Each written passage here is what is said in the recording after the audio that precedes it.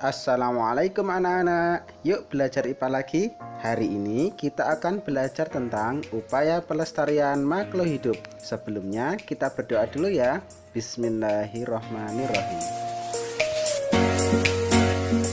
Tahukah kalian, hewan dan tumbuhan bermanfaat bagi manusia, di antaranya sebagai sumber ilmu pengetahuan, bermanfaat untuk sumber pangan dan obat-obatan, dan menjaga keseimbangan lingkungan dan alam sekitar.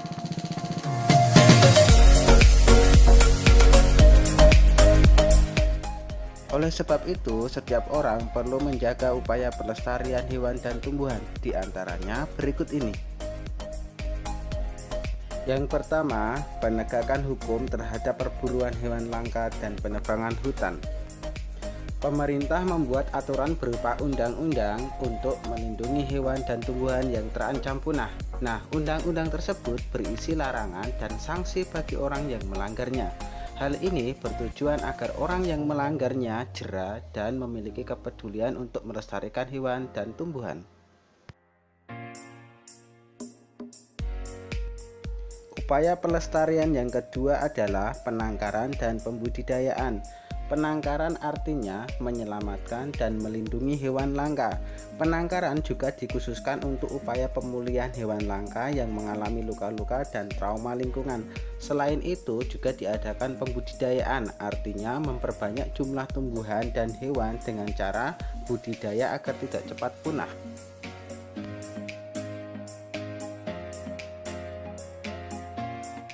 Selanjutnya, upaya pelestarian yang ketiga adalah perlindungan hewan dan tumbuhan langka secara ex situ dan in situ. Apa itu artinya?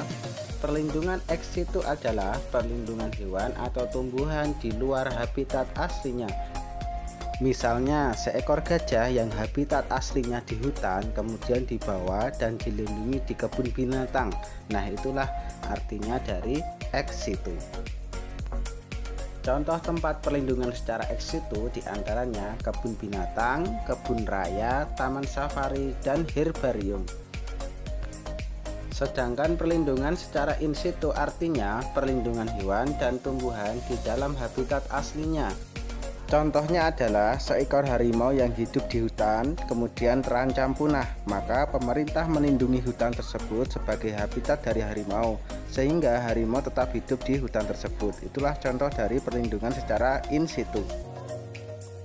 Contoh tempat perlindungan dari in situ diantaranya hutan lindung, kemudian Suaka Marga Satwa, artinya Suaka Marga Satwa merupakan hutan yang khusus untuk melindungi hewan-hewan. Kemudian Taman Nasional dan Cagar Alam. Cagar Alam ini merupakan hutan yang khusus untuk melindungi tumbuhan. Itu tadi ya anak-anak, beberapa upaya untuk melestarikan hewan dan tumbuhan. Selanjutnya, perhatikanlah beberapa hewan dan tumbuhan yang mendekati kepunahan atau terancam punah di Indonesia berikut ini.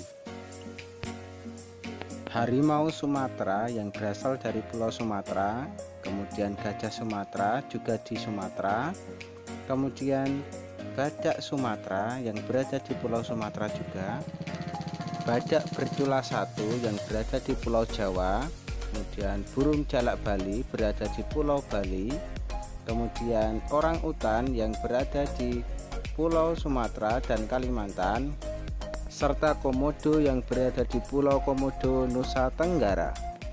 Berikutnya beberapa tumbuhan yang terancam punah di Indonesia. Bunga bangkai raksasa. Nah, daerah persebarannya berada di Pulau Sumatera.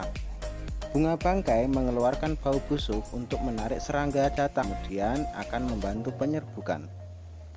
Selanjutnya, bunga Rafflesia, lengkapnya bunga Rafflesia arnoldii, daerah persebarannya Pulau Jawa dan Sumatera. Kemudian, bunga anggrek hitam yang berada di Pulau Sumatera dan Kalimantan. Selanjutnya, anggrek larat yang berada di Pulau Larat di Maluku. Pohon tembesu yang berada di Pulau Sumatera, Kalimantan, Sulawesi, Jawa, Maluku, dan Papua. Dan terakhir adalah pohon ulin yang berada di Pulau Sumatera dan Kalimantan. Begitu ya anak-anak, beberapa upaya untuk melestarikan tumbuhan dan hewan, dan beberapa tumbuhan dan hewan yang terancam punah. Nah, mari kita jaga bersama-sama agar tumbuhan dan hewan tetap lestari. Kita berjumpa di video pembelajaran IPA berikutnya ya. Wassalamualaikum.